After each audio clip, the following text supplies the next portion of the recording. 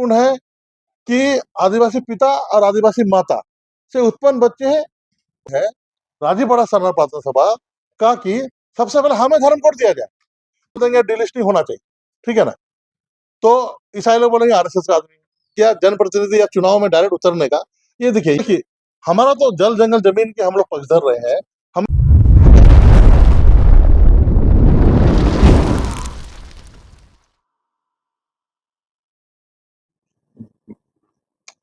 पहले बात को समझिए, पहले लिस्टिंग आदिवासी होने की पात्रता आपने पूर्व में भी देखा है, कुर्मी तेली अन्य वर्ग आदिवासी बनने का जो पात्रता पाना चाहते हैं, भारत का संविधान का 342 में आदिवासी के बनने का पात्रता है।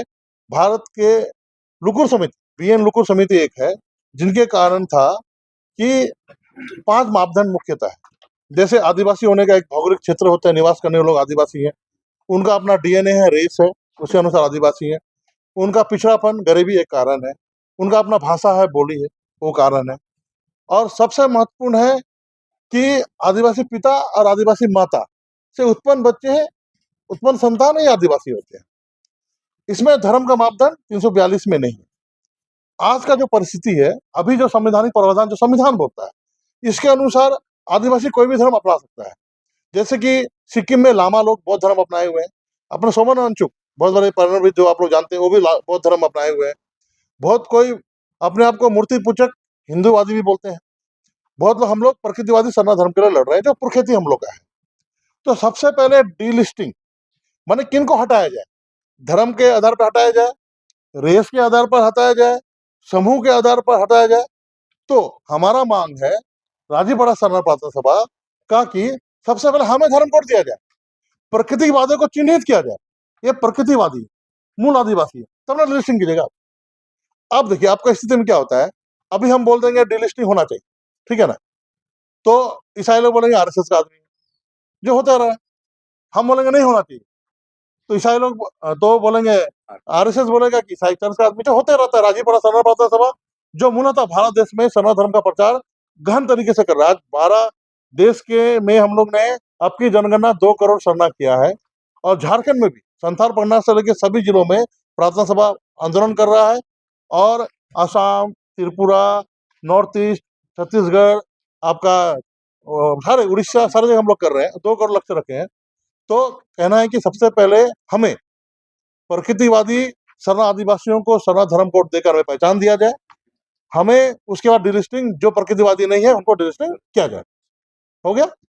एक सवाल है कि जैसे कि आपने कहा कि जनप्रतिनिधि लोग आदिवासियों की आवाज नहीं उठा रहे, तो क्या लगता है कि आने वाले दिनों में ये जो राजीपाड़ा प्रार्थना सभा है अपना प्रतिनिधि विधानसभा तक भेजेगा? देखिए पूर्व में भी जब से एसीएस का आंदोलन हुआ है, सब लोग जान रहे हैं, हमारे बीच से ही बहुत लोग जननेता बने हैं। लेकिन दुखद है हमारे बीच से भी जो आए हैं उस मुख्य धारा में जाकर आदिवासियों के मुद्दों को छोड़ देते हैं।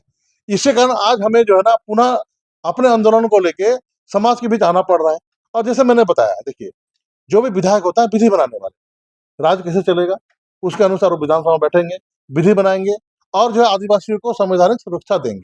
संसद होता है संविधान बनाने वाले, संविधान की रक्षा करेंगे, संवैधानिक शपथ करेंगे। बाकी जातियों में या आदिवासी समूह में अंतर क्या है? भारत का संविधान आदिवासियों को बृहत अधिकार दिया है, और ये अधिकार ना बिहारियों को ना है, ना सही बात है, ना बंगालियों का है, ना किन्हीं का नहीं है, हमें प्राप्त है।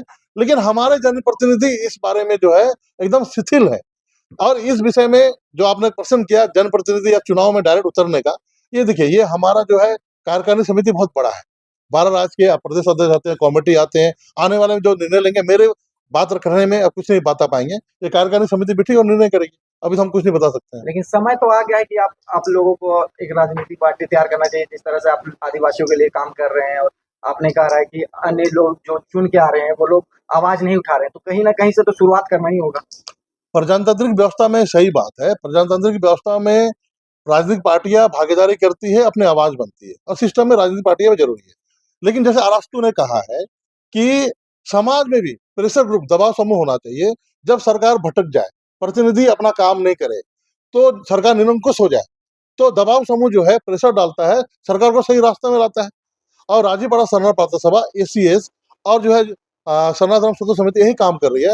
अरास्तु के कथन अनुसार प्रजातंत्र में जो प्रेशर ग्रुप सरकार को सही रास्ते में लाने का ये काम अभी हम लोग कर रहे हैं। आगे जो होगा देखा जाएगा, लेकिन अभी का जो काम है ये हम लोग प्रेशर का आदिवासी समाज का दबाव समूह के रूप में काम कर रहे हैं, ताकि सरकार को जो हम लोग है प्रेशर कर सके इन संवैधानिक अधिकारों को लागू करने के। रिम्स 2 के मुद्दों में आप लोगों का कहाँ स्टैंड है? क्या स्टैंड? देखिए, हमारा तो जल जंगल जमीन के हम लोग पक्षधर रहे हैं हमेशा। भी जो भी रिम्स 2 रही है, जो भी सामाजिक संगठन काम कर रहा है, प्रार्थना सभा हमेशा अपनी जो भी कार्यकर्ता गांव में जो समितियों को आह्वान करते हैं कि हमें भागना है। आप लाल पाड़ साड़ी देख रहे हैं, आप सफेद कुर्ता देख रहे हैं, तो प्रार्थना सभा लोग जा रहे हैं। और प्रार्थना सभा इतना सजग है कि आज सादा और लाल झंडा जो है आज भारत देश में उलगुलान का प्रतीक बन चुका है। और जो है उलगुलान जो है रांची में नहीं, जहां भी आदिवासियों को जमीन लुटेगा, प्रार्थना सभा आगे रहता है और उलगुलान करता है। रिम्स के मामले में भी हम लोग पुरजोर विरोध करते हैं कि जो हमारी खतियानी जमीन है, कृषि जमीन है, उसमें किसी तरह का निर्माण ना हो, उसके लिए अलग जो है जो जमीन है उसमें किया जाए। जी धन्यवाद।